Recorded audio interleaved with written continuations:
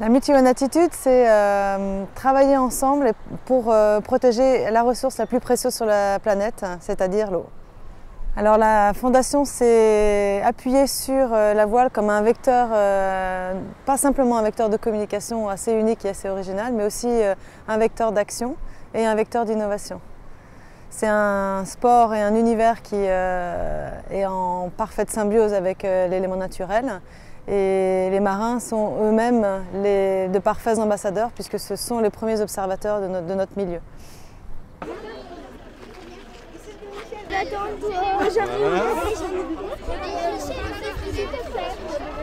Lisez ce que vous signez les enfants.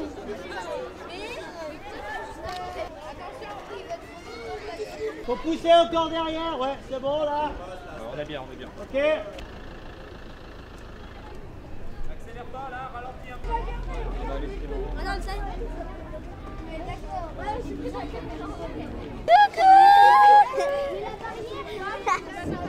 Faut faire tous.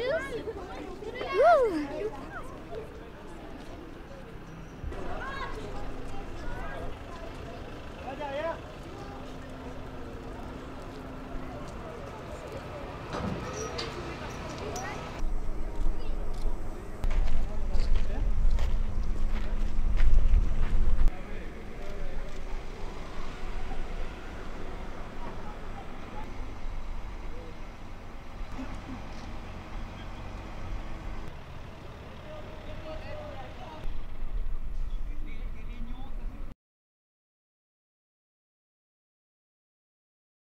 Pour nous, c'est assez magique de voir ce bateau à l'eau. C'est un peu la concrétisation de mois de travail assez intense.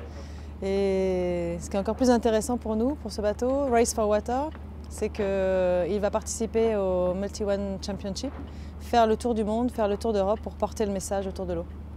On a la chance sur ce bateau Race for Water d'avoir Steve Ravussin, qui est une personnalité incroyable, surtout humainement, et il a un contact avec les gens fantastique, et notamment avec les enfants, qui l'adorent.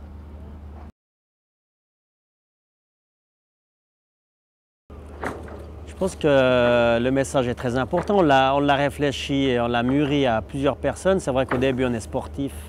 On ne pense pas forcément à faire des causes comme ça. Mais la réalité, elle est qu'on a besoin. Et vu que mon métier, c'est l'eau, c'est vrai que c'est tout à fait légitime de faire ça.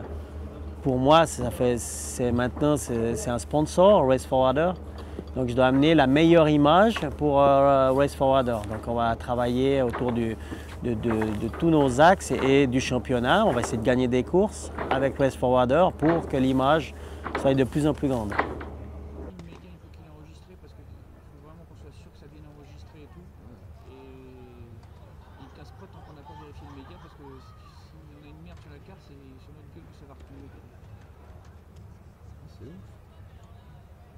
Non mais c'est clair, genre, tout le temps de la chose.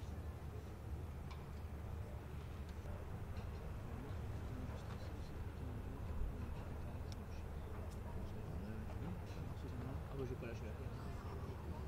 Plutôt que bien branché, j'ai redémarré tout.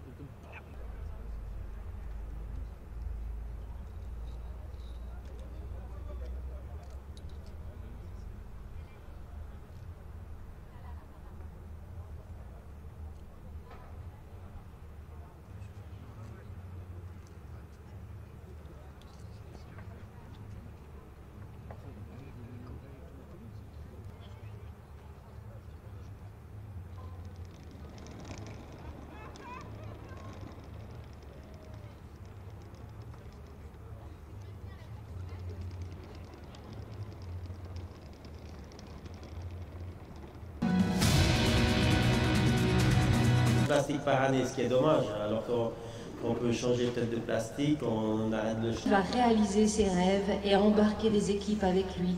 Donc je voudrais lui dire que je suis très impressionnée par ce rêve. Il va préserver ses océans et qu'ils auront évidemment ce message-là à nous transmettre. Oui, merci Anne. Aventure, mais uniquement dans l'écriture et dans le rêve de l'enfant. Nous voulons un bateau de course qui défend et protège la mer et l'eau. Nous ne voulons plus d'un...